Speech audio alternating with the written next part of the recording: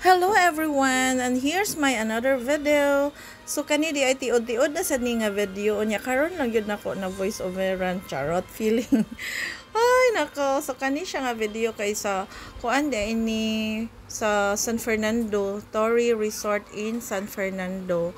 So bag-o ni siya nga open nga resort. So kuan siya naa siya pool pang bata, then naasad siya pang dagko, pang adult, and then dito sa unahan kay naa na dito ang dagat na naasad siya mga aircon rooms if ganahan mo stay. So kani siya nag-celebrate di mi sa birthday sa mga pagumangkon sa akong husband and sponsored. Thank you sa sponsored namo. Nya kani mga bata ka excited na kay maligo, di ba?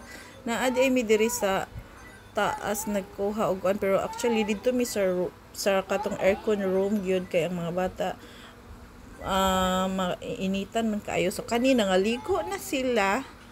Kani lingaw kaayo na ang mga bata ug kaligo diri ang pangbata. So dira ra sad ko naglangoy-langoy o tan-awa. Parte dyan nilang lingawa. Si Ivy kay lingaw kayo. Oy, grabe. Nag-akin-akin. Feeling niya. Kabaw siya malangoy. O kani siya diri ang pang-adult. O anya, ang mga janakes, mga chikiting.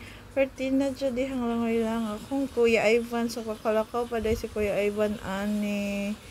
Ani last na mo nga outing before siya na stroke. So kani akong junakes nga isa nagsigi jud og atong lawom kuno tagatuhod ra di ay to.